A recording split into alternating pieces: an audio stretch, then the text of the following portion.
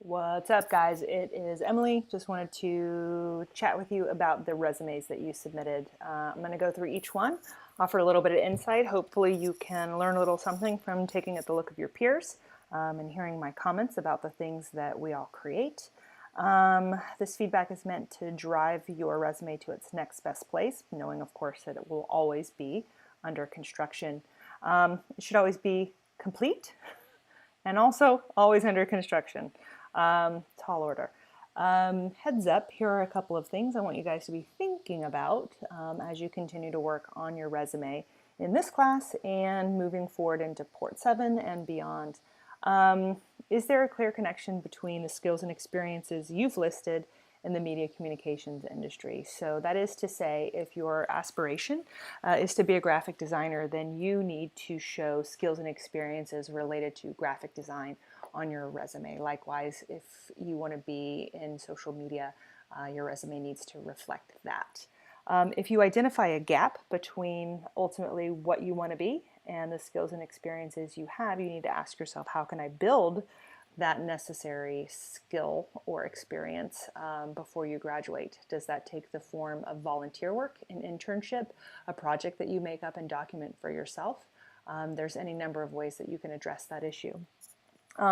As opposed to talking just about what you were tasked with doing in any given role or any given group project, talk about your contribution and your accomplishment within that role. Anytime we have a job, sure, there are the tasks that we have to do as part of having that job, but it's how we do those tasks that show our unique value and ultimately like what we'll bring to a position. Spell check, I can't say it enough. When you're using these creative programs like InDesign or Illustrator, Photoshop, they all have spell check functionality. Use it, but spell check is not going to identify misused words. Now that is something that I see quite a bit. Students use the word defiantly when they want to say definitely. Students will type the word costumer when they want to talk about a customer. And these are things that spell check will not catch, but hopefully a trusted human eye, a skilled editor, a friend, Wendy Walzer will be able to help you with. Keep adding to it. We talked about under construction, and Wendy Walzer, Career Development Advisor for MCBS. You should have had at least one conversation with her by now. She will be your resource moving forward, to help with getting you placed into a job upon graduation, and will be a resource for you, from here on out. That's something that Full Sail offers. So now I'm going to jump out of this and into the resumes. Tyler, Ozzy Oswald, Mr. Ozzy Oswald, Mr. Tyler Ozzy Oswald. There's a lot of Ozzy Oswald going up here, especially because we also have your link that says Mr. Ozzy Oswald. I love the brand. I don't know that you also need the repetition of what we see here. I would seek for a way to include both somehow, but it is overwhelming in this area how much Ozzy Oswald is coming at me. This is beautifully designed. It's well written. It's obviously on brand. Just kind of a few stylistic notes, right? I might use the bold version of this Oswald text here. I might put a slightly bigger space between this heading and the text that comes underneath it. There needs to be some space after this bullet. It shouldn't go bullet and then immediate letter. Summary of qualifications would be my recommendation there. Again, a little bit more space between the heading and the text that comes after, a little space after this text here before the bullets begin. It's starting to look cramped down here. One thing that you could do would be to put your education into two columns. So we have column A, column B. That's going to give you a little bit more room down here at the bottom to space things out. If you do those columns, column A and column B, make sure these columns match up. Not sure what you designed this in. If it was InDesign, that would be awesome, because I think that that's probably my recommended application. That should be an easy fix. If this was designed in something like Word, then it would be a tab, tab, tab situation, or text boxes, which could ultimately become difficult. So I guess the recommendation here is just to kind of make sure that you are probably designing this in InDesign for easy updating and flexibility with what you've created. Note here, like you put this as a URL and a URL here, I notice that this, when I hover over it, is an active URL. So that's something that you just want to make sure is consistent as you continue to add clickable information here. Looks great, Ozzy. All of your stuff is really coming together. Here we got Lorianne. I know that we have talked about this since you have submitted this, and so forgive me if I say something that I've already told you in person. But obviously I think that this would be good just for me to say so that other students can hear it as well. Within this space, I would observe more of a margin. This is coming too close to the edge of the container. By putting this pink outline here, you're giving yourself a less content area. And by putting all of these little lines to break up these sections, you're giving yourself less area for spacing. And so what I see are a lot of containers that you now have to worry about being too crowded within that container. So breathability, you have no shortage of awesome things that you could talk about on a resume. So I think the challenge for you would be to say, how do I streamline this? Kind of scrolling down, I do see like a little bit of extra space here. What I would do is I would bring this chunk of text and this chunk of text where I think my like bottom edge is, and then I would distribute these items. Distribute meaning make sure there's equal spaces between my bottom limit and my top limit. We've got your employment up here. One thing that's kind of odd for me is that the brackets are in bold, but that the date itself are not. What I would do instead would be to get rid of all of this punctuation and say freelance digital design, space dash space, 2015 to current. There just seems like there's a lot of punctuation marks there. Okay, just wanted to make sure that you got your portfolio website up there. That's always going to be super important. Yeah, you have a great resume. Again, we talked about maybe removing some of these dividers or these containers. You know, you're giving it visual flow with the hierarchy of your typography and some of these other elements up here, and by putting them into columns. I might make these lists, right? Because they actually are lists, so go ahead and give them the bullets, which would indent this slightly, and I think that would also help the scannability. Winner of Creative Jam doesn't need a punctuation after the end. If you want to show me an updated version of this, let me know. I know that you have been working on it constantly.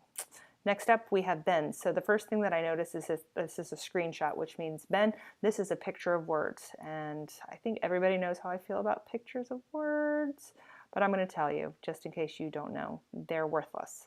They're worthless because, and we can kind of see it here on what you've created, pictures of words create a compression of the text such that it makes it a bit more blurry, which makes it a bit harder to read, which means you are making whoever's reading this do a lot more work. The other downside of this is that the text itself is not being able to be indexed by a search engine. Our human eyes can recognize that these pixels in the shape of letters form words, and those words form sentences that our human selves can see and understand and make sense of.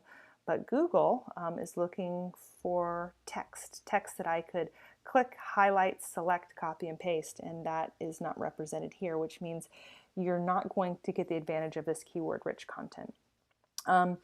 I can see that like some of the typography choices align with the Analog Millennial brand, but I see like so many, right? So this one, this is a different one, this is a different one, this is a different heading font, so it's kind of all over the place in terms of the fonts.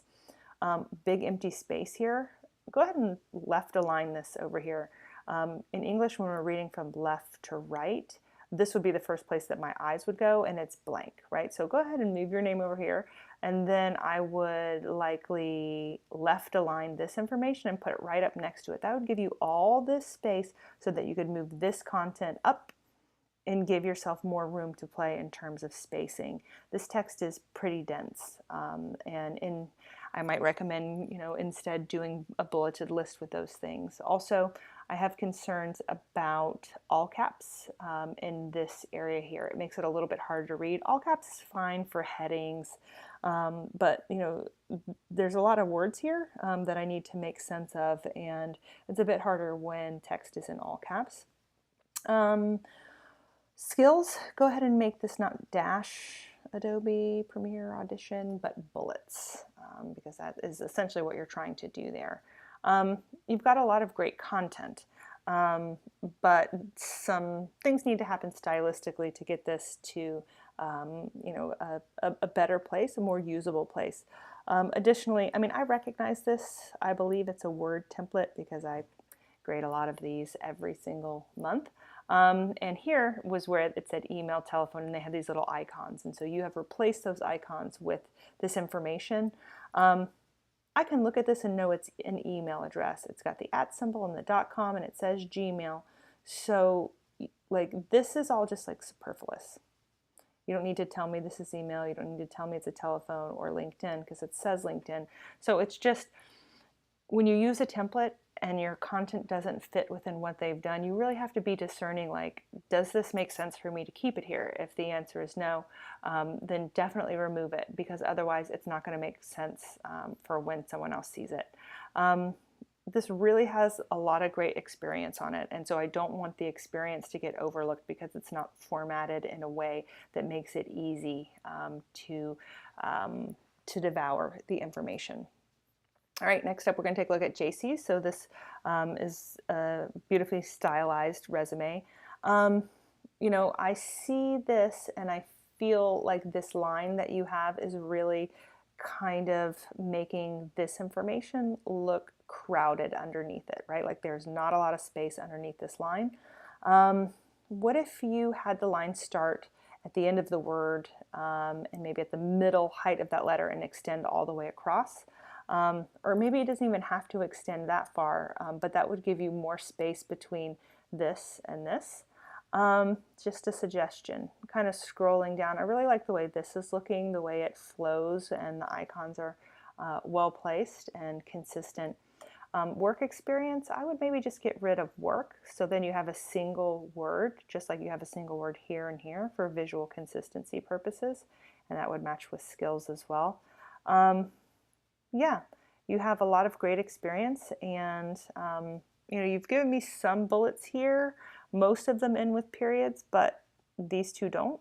And so also maybe think about, are these sentences that you want to punctuate?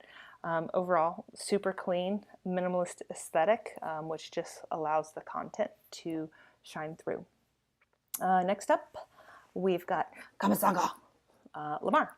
I'm really digging the logo that you have there.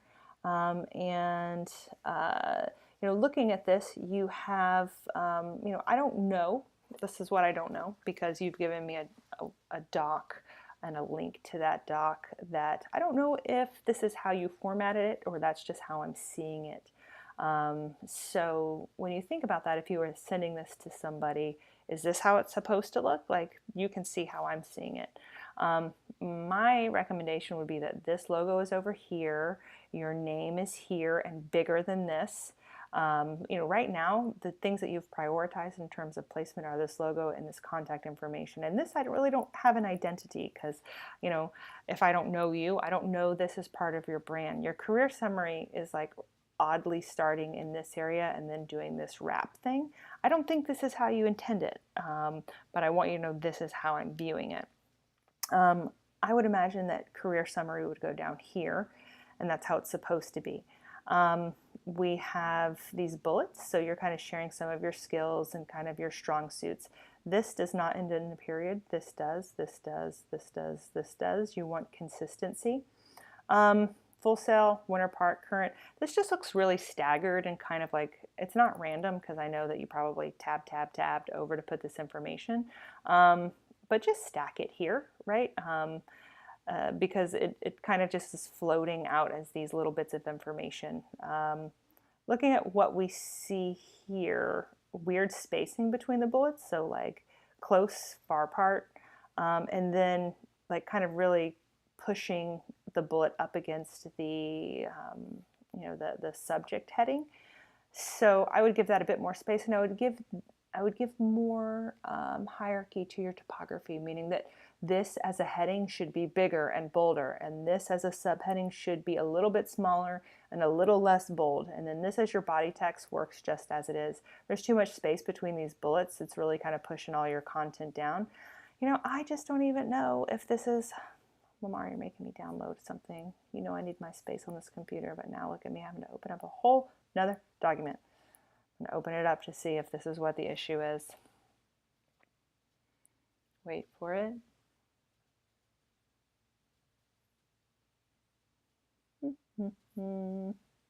There we go. Oh, look at that. It looks a lot different. Okay. All of those things that I was telling you about how I would do it, it looks like you've done it, but like I want you to just, this is kind of an important lesson too, right? For us both. The best way to send your resume to someone is as a PDF.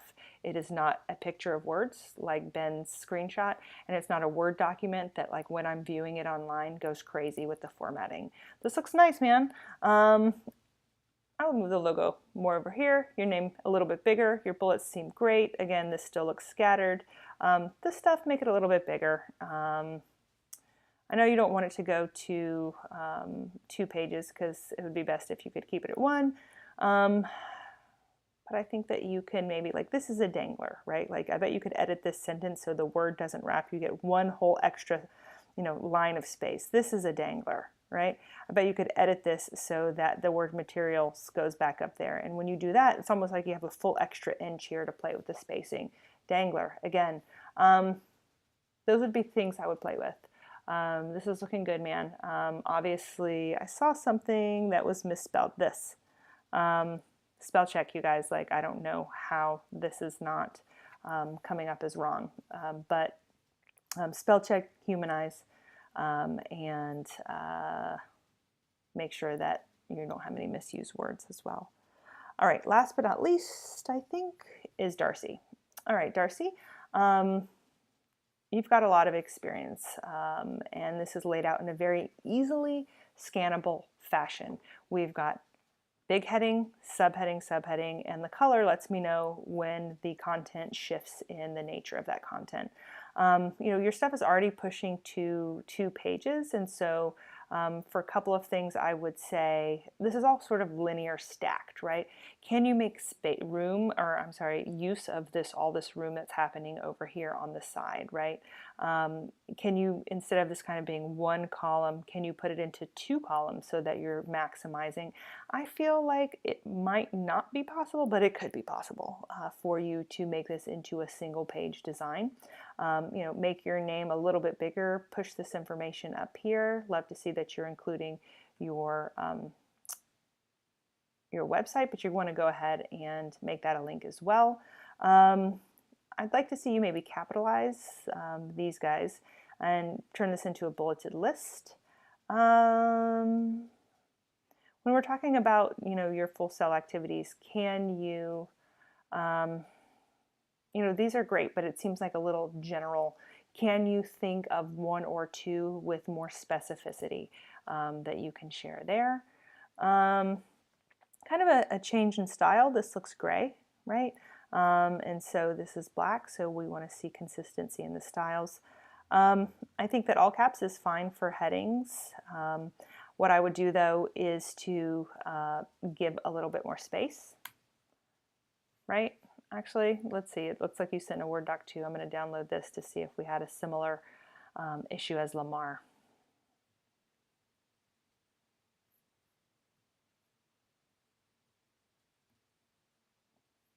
No, it looks, yeah, it didn't look out of whack, but who knows? It looks like After Effects is that 1 word or is it After Effects? Maybe check that, just to make sure you're referencing that correctly. Well written, obviously.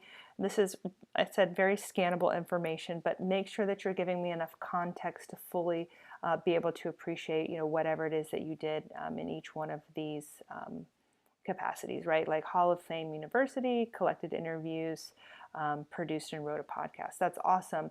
But if I didn't go to Full Sail, I don't know what Hall of Fame is, and so therefore I don't understand sort of the significance of this. That would be a great place for you to be able to explain it. Similarly to how you said show produced by. What is this? How would you describe this to someone who didn't know?